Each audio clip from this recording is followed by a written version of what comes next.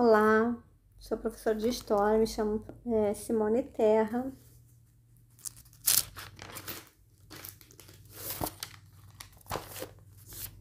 A nossa aula da semana é a aula 5, ela traz como tema a vinda da corte portuguesa para o Brasil.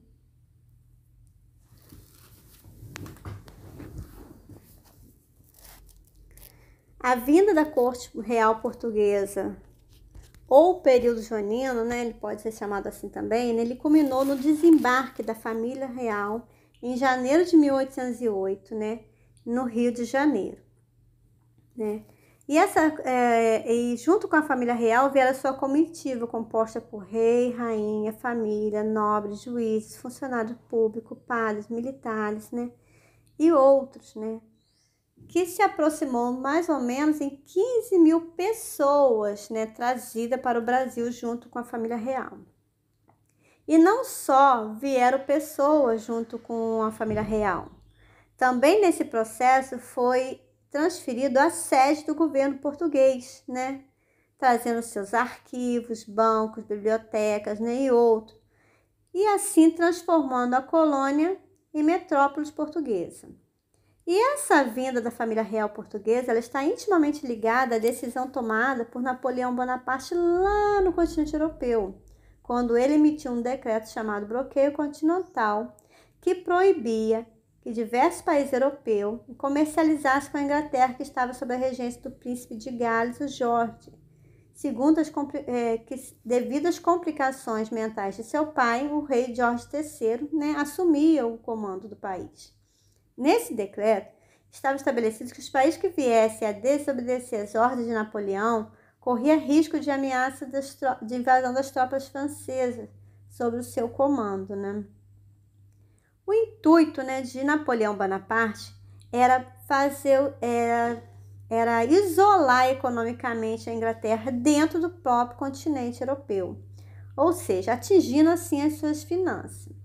Porém, com o passar do tempo, percebeu-se que esse bloqueio atingia muito mais os países que dependiam economicamente da Inglaterra do que da própria Inglaterra, que tinha rotas comerciais independentes e não dependiam dessas nações para fazer comércio e para, né, conseguir ter suas finanças, né, equilibradas, né? Tinha uma balança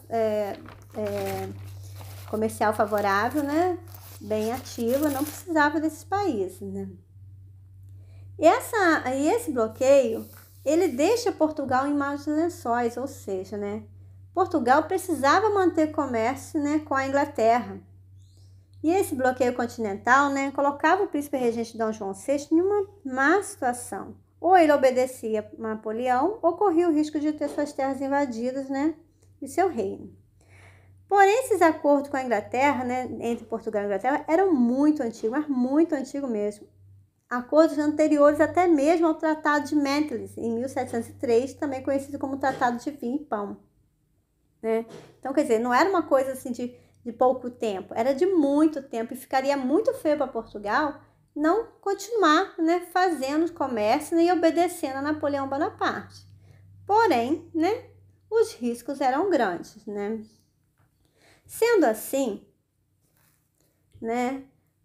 assim, Portugal fura o bloqueio continental, contrariando as ordens de Napoleão Bonaparte, que não estava para brincadeira, e enviou 23 mil soldados franceses ao território português como uma forma de retaliação à desobediência de Dom João VI, né, ao seu bloqueio continental. E Portugal, né, ele foi muito auxiliado pelos ingleses, né? Assim que soube, né, dos ataques, né, que Portugal vinha a sofrer, né, os ingleses, né, avisou a corte portuguesa, né, sobre que o ataque francês já estava a caminho, né, do seu território. E isso fez com que a corte portuguesa, a família, né, conseguisse sair a tempo do território antes mesmo das tropas chegar à sede do governo. Quando as tropas francesas estavam atravessando o norte de Portugal, A família real portuguesa e toda a sua comitiva já estava no Atlântico rumo à colônia, né, de exploração mais rica, né, que eles tinham na época, que era a colônia brasileira, né. E esse auxílio português não foi só em avisar que as tropas estavam chegando. Eles também escoltaram, né, com seus navios de guerra, a família real portuguesa até chegar ao solo brasileiro. Vieram pelo Atlântico todo, carregando, trazendo, né, escoltando a família chegar aqui, né. E ao chegar ao Brasil, Dom João VI, né, ele toma algumas medidas, né, assim que atinge, né, o nosso país. E uma das medidas foi abrir os portos, né, às nações amigas, ou seja, os portos portugueses que lá agora não podiam mais funcionar porque estava sendo invadido pelo Napoleão Bonaparte, passa a valer agora os portos brasileiros como rota comercial. E ele abre esse porto para qualquer nação que queira comprar, porque está muito longe de Napoleão e Napoleão não pode fazer nada ali, né? Então o Brasil ele abre o seu comércio. E isso faz com que rompe um monopólio comercial, né, entre colônia e reino. Agora o Brasil não precisa mais só comercializar com Portugal. Agora o Brasil pode comercializar com qualquer nação que queira comprar, né? Que queira fazer comércio, né? E essa primeira medida aí, ela acaba beneficiando muito mais a Inglaterra, né? Porque os produtos alfandegários, as taxas alfandegárias, né, da Inglaterra serão menores do que qualquer outros lugares, né? E isso foi uma maneira, né, uma manobra, né, de manter as relações com a Inglaterra, né, que tanto a ajudou, né? E buscava também umas novas rotas de comércio também, né? Que ela não era boba nem nada, né?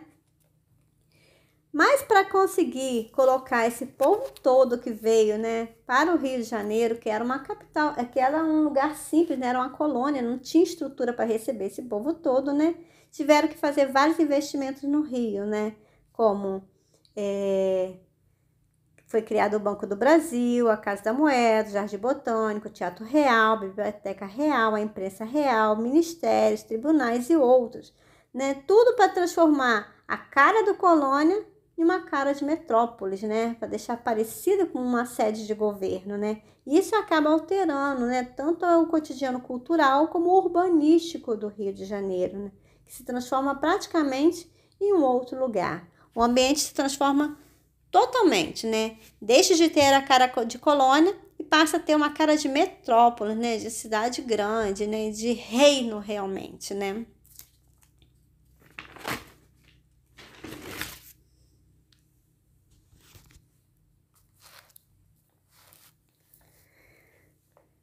Em 1815, com a derrota de Napoleão Bonaparte, né, lá na Europa, os reinos que derrotaram Napoleão, né, eles se unem e formam um tratado chamado Tratado de Viena. E esse tratado ele tinha por objetivo, né, devolver as terras e os reinos a quem Napoleão tomou ou redistribuir as terras entre eles, né? E nisso se cogitou a ideia de não devolver as terras portuguesas, né, ao Dom João VI, alegando que ele tenha fugido do país e não ajudou as nações a derrotar Napoleão. Dom João VI, que era bobo nem nada, né, ele na mesma hora ele falou o seguinte, né, não, eu não fugi, eu simplesmente transferi a minha sede de governo para a minha colônia, mais próspera, né? Então, eu não fugi, então minhas terras continuam sendo minhas, né? E assim, né, ele usa dessa manobra política, né? Mas isso acaba fazendo com que ele tenha que elevar o Brasil à categoria de Reino Unido a Portugal e Algarve, dando esse título ao Brasil. O Brasil agora não é mais colônia, ele agora virou um reino, né? E sem querer, essa atitude acaba traçando, né, uma possível, né, ou uma provável independência, né, futura, né, com esse Tratado de Viena, né, ele acaba deixando, né, que o Brasil deixe de ser colônia, né, e passe a ser um reino agora, né, e isso vai ter consequências futuras, né, com esse título, né? Mas era a única maneira do momento de Dom João VI não perder as suas terras, né? Então ele não foi bobo nem nada. Porém, com a Revolução do Porto em 1820, né, promovida pela elite portuguesa, né, exigia totalmente o retorno da família portuguesa para Portugal, né? E mais, eles não queriam só que a família voltasse, eles queriam que a família voltasse e que fosse retirado esse título de Reino Unido do Brasil e tornasse o Brasil novamente em colônia. E isso não agradava muito a elite brasileira, né, que já estava já num processo de buscar a independência, né? E depois que você está já no caminho de independência e você voltar, então isso não era agradável. Então Dom João VI ficou entre essas duas, né, pressões psicológicas, né? No Brasil, o grupo querendo a independência, né, e não querendo retornar à condição de colônia. Em Portugal, querendo que o Brasil retornasse à condição de colônia. Aí Dom João VI teve que abrir uma manobra política, né? Ele retornava a Portugal com a família, porém deixou o seu filho, Dom Pedro I, aqui como um príncipe regente. Já que aqui era uma nação unida, né? Já era um reino unido, né? Ficou um príncipe regente, né? Para reger essas terras, né? Um império praticamente rico, né? Só que isso não agradou muito a elite portuguesa, né? Que exigiu que Dom Pedro voltasse a Portugal e que realmente restabelecesse o Brasil como colônia. E Dom Pedro I aqui ficando, né? Recebendo as influências, né? De grupos já separatistas, querendo a independência, né? Querendo que fosse proclamada uma independência, né? Que o Brasil se tornasse realmente um reino, né?